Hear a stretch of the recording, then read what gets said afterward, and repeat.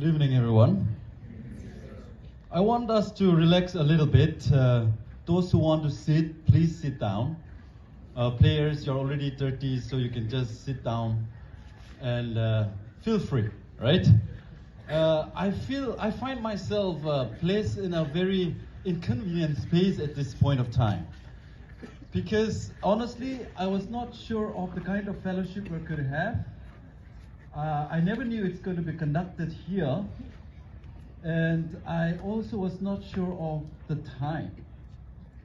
And fourthly, I am the spare tire this evening, changing somebody else. But I'm so glad again that we have new faces around us. When I heard Appraisal and the team is coming in the faculty discussion, I was thinking, you are going to speak to us. You are going to share, exhort us or something like that. But I was told that you told us to actually speak to your youth a little bit as well.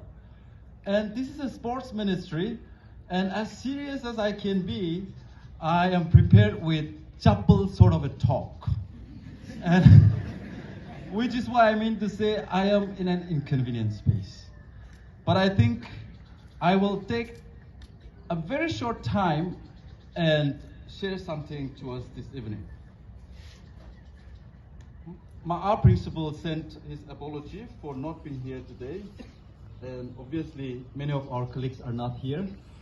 But honestly, we feel, Sir Vika and myself seated here throughout the match, we were talking about the goodness of such a fellowship. As it's just that we need more of systematic arrangement. More time, more talk, more interactions and things like that. Not just straight come to the court and start playing, We can have more of socialization, more interaction, and that's how we can know each other well. This is a short, quick, rushy kind of a fellowship, so we don't have much time to talk about life and careers and things like that. There's a passage in Proverbs chapter 27:17 that talks about iron sharpens iron.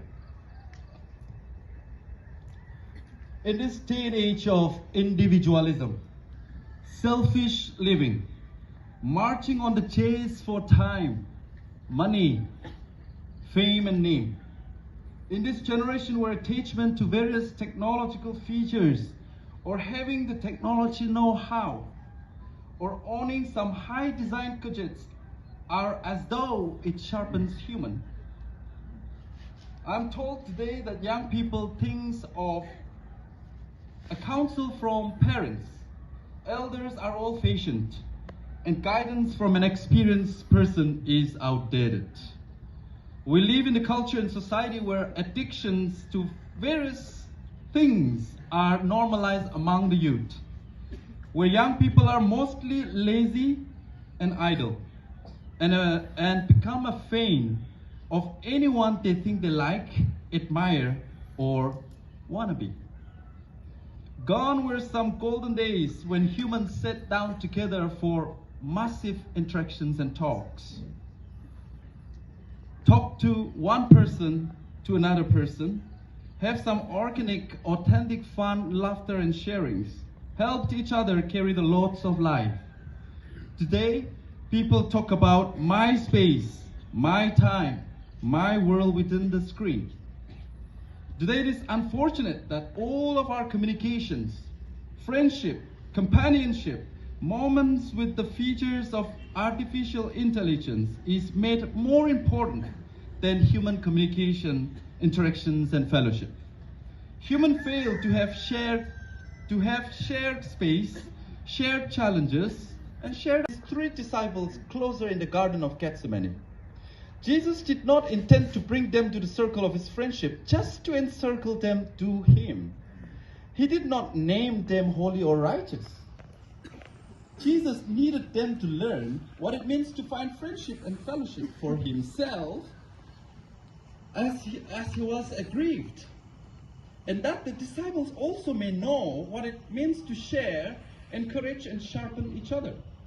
Having called the boys to Gethsemane, he urges Matthew 26:38, as it documents Jesus saying, "My soul is overwhelmed with sorrow to the point of death. Stay here and keep watch over me." My soul is overwhelmed with sorrow to the point of death. Stay here and keep watch over me. Number one, Jesus said to his companions, "My soul is overwhelmed with sorrow." It shows how vulnerable he was and how vulnerable any one of us can become, young people. How lonely and lost you might feel as young people. Joblessness, unemployment, failure in the exams, challenges as young people. You will be vulnerable. We are not created to live like an island. This statement by Jesus teaches us that we need someone to strengthen us, someone to sharpen us, someone to hold on to, and someone to brighten our countenance. Number two, Jesus adds, sorrow to the point of death. What is more bitter than the feeling of death? Jesus speaks out about his brokenness and the impending agony. Notice how much Jesus needed a company to hold on to. Notice another one, how expressive Jesus has become to the three disciples who were in fact strangers. He outpours his need for a company.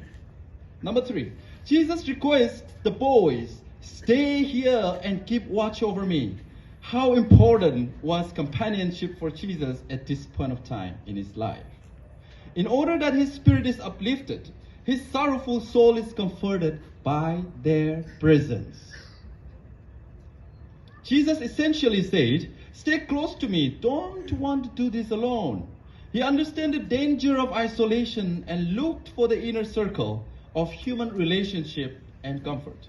This episode happened when Jesus' life was in a critical situation, on the verge of giving in to fear. We too face such a situation. Many young people face such situation, giving in to fear. Notice this, dear friends. It is okay to be vulnerable. It is okay to be broken, poorly, and feel lonely at times. It is still okay to seek companionship and friendship. You don't have to face it alone.